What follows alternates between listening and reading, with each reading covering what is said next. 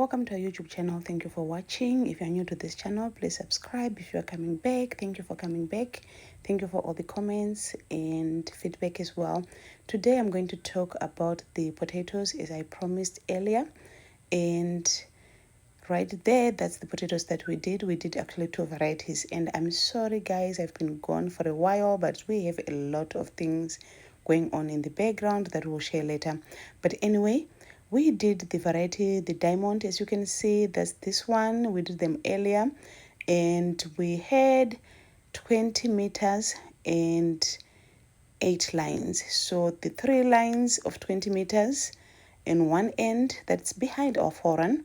And then we had some cabbages that had been growing in the middle. And in that other side, we also had about 5 lines of, actually 4 lines of 20 meters. The other line was actually like maybe 10 meters. And in between, you see the cabbage is growing right along. We love to do the mixed crop farming because we want to be at the market all the time, selling some crops. So while these potatoes were growing, we were also growing some cabbages that later matured and we were selling at the market as well. We also had this variety, it's the amethyst, as you can see, and it was by the front gate. And when you look at those potatoes, you know, they were growing very, very well.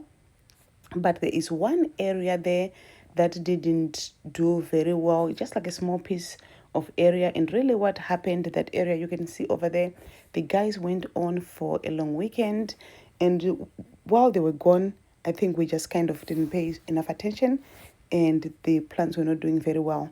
So that is the most important thing about farming. You have to make sure you take time and scout every day on your land to make sure that your plants don't have disease, and also make sure that the irrigation is done properly and every place is getting water. You know, no drip lines are plugged or clogged. And as you can see, the most labor that I feel is that once it's sprouted and you plant your potatoes, you have to do earthing up, which we did every week. I love the sunrise in Rosape every morning. That's my highlight there. But anyway, going back to the potatoes, as you can see, the plants now are pretty much healthy and we do the drip irrigation. How do you know the difference between diamond and amethyst? Right now, you can see that the diamond flowering, the flowers are white, and the amethyst, the flowers are purple. So that's one easy way of not knowing the difference, especially if you are not a farmer. So, but anyway, this is the potatoes coming right along. At this time, you can't even doing the earthing up. When we did the earthing up, we were doing it once a week. And what is earthing up? Earthing up is when you go in and start getting the soil to cover the base of your potato plants. And make it look like a hill around your potato plants. It is to cover the potatoes so that they don't get green and also that you get a good harvest. So that's the importance of doing the earthing up. But once the potatoes are grown like this, really earthing up is really difficult. You can't really even go in between these lines. You know, it's difficult. So at this time, you just let them do their thing, and the potatoes will continue flowering until they are ready to be harvested. And when you do this and they're ready to be harvested, you actually have to slash them and then you leave them on the ground for about like 10 days so that they can harden, and then you harvest them. As long as there are flowers, you know, there are still potatoes growing underneath. And as you can see, and the flowering actually goes on for a long time, for real. And as you can see, lots of flowers. Our harvest was very good for these potatoes as well. And someone actually, I'm going to answer a question. Someone asked me about why we did not have Jurawo around our homestead since we tried to modernize everything. But my answer to that is we actually wanted that rural feel of the homestead. We actually purposefully did the barbed wire and really old rusty barbed wire and put in the poles around the homestead, even though we did the ways to secure it so we don't get the goats to break and come in.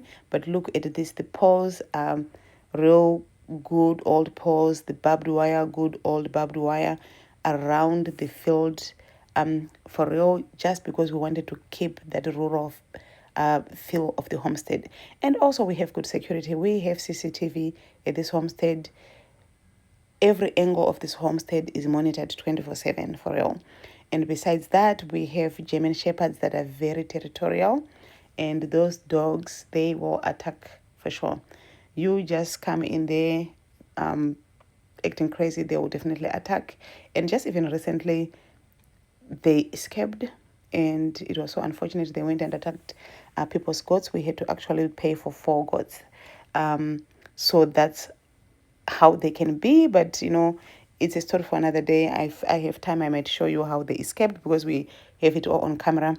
But anyway, that's how that happens. But really, they didn't escape just coming from the immediate place of the homestead. Someone left the small gate open at the back of the cottages, and that's how they escaped. They saw the gate open, they took off. But anyway, that's the rural feel. You see the old gate, we love that because it just keeps that rural feel. At some point, maybe if we feel like we need to put Jurawa, we will. But anyway, back to our harvest. This is our harvest.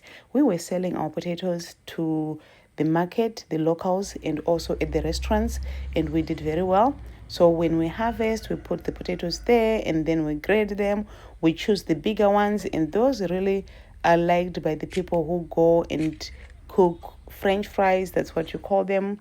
In USA, when you are in Zimbabwe, you call them chips, and other places also call them French fries. But anyway, so we have to grade them and put them in sacks, and then take them to the market and sell them as well. And we're selling a lot at home as well. And as you can see, someone asked me if we make money from all our crops, because they look like we spend so much money. That's what they thought. But anyway, the answer to that is actually we make money. At this time when we were selling the potatoes, which we planted about less than half a hectare of potatoes, we made about 5,000 from them. And we went on and did, at the same time, we were also selling some tomatoes, which our tomatoes made over $3,000 for only 2,000 plants. And then we also had green peppers, which even up to now we are still selling green peppers. And our green peppers had made so much money already. So, and then we also had okra that we were selling. At the time when we were growing the potatoes, we also were selling green mealies. We also were selling cabbages. So there are a lot of plants that go turned over at our homestead all the time. We maximize that small piece of land. So yes, you can make money. And as you can see, we had potatoes, we had tomatoes, we had okra there, and we also had green peppers. You can see that we were taking different crops to the market. So we were making lots of money from it. We were going to the market at least 3, sometimes 4, 5 times a week, depending on what was coming out and what we needed to go and sell, and the customer demand as well. So you can see that we were selling. So you can make your money. And really, the cost of our house on its own is just the gas that we fill in, maybe $70 once every 4 months, and then the internet, which is $50. We also have the astrolobes that are taking care of themselves. But anyway, I wanted to talk to you about what motivated me and us into farming. Having lived in Midwest USA, this is Nebraska, and these are their cornfields, and they do corn, soybeans, and beef. Look at their reservoirs. Those are water reservoirs, and everything that you are seeing right there, guys, that's corn chibage ichu. They pack it, and that's right there, soybeans. There's on the other side are soybeans, corn. That is how they do it. Everything is planted with machinery. They go in and they actually do their sprays with either helicopters. You can see over there that white thing moving over there. That's actually a plane that's about to take off. It's on the runway. That's about to take off to go and do their sprays. So they spray with either plane, drone, or a helicopter, because the place is so big and everything so packed, no one can go in there and do any spraying. And the harvest is also done by machinery, and as you can see, all those are water reservoirs, and you can't even see their farmhouses right there. You can't even see how they do their irrigation because everything is underground. And they are off grid, but not 100% because they have electricity. But I just had to slow it down. You guys, look at that. So this is what really motivated me into farming. And they also have cattle ranches, and they are the biggest exporters for cattle as well, for the cows. And I was even able to eat some Nebraska beef when I was in Spain a couple of years ago, and I was just excited to see it and realizing how far they went exporting. These are some of the farmhouses that you can see over there, and those, some of them they're old, some of them they are newer. And really, a cattle range, someone can have like 1,000 or more of cows. And when you think about that, each cow costs about 1,500 to 3,000. So someone is just sitting on more than 1.5 million dollars, just looking outside with how many cows they have. They are also big exporters for corn, and also big exporters for the soybeans. So as you can see, that's all corn and soybeans. And really, this is what motivated us into farming and just trying to see how we can get it better here in Zimbabwe. If we can't copy this, and I don't think we can match this, but we can improvise and we can also get ideas. I met with several farmers and would ask. That was before I actually decided to do a lot of this content, and was just going to see what they do and how things go on their farms. And honestly, it is amazing, the things that they do for real. And just for us, we cannot match this, like I said, but we're going to try to see what ideas we can get from them, and we can use them here and see how we can get our farming a little bit better. Look at that, you guys. This is all corn chibagage chakatsindirwa, and we are going to try to do this now.